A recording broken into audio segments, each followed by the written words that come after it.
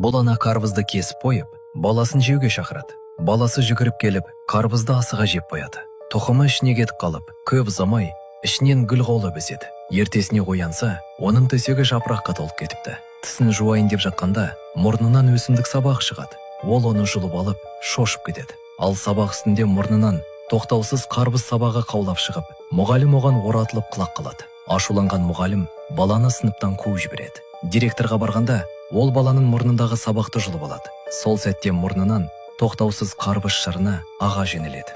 Дәрігер оны тексеріп көріп, көзі қарбыз дәні, аузы қарбыздың өзі болып кетіпті, деп таңғалады.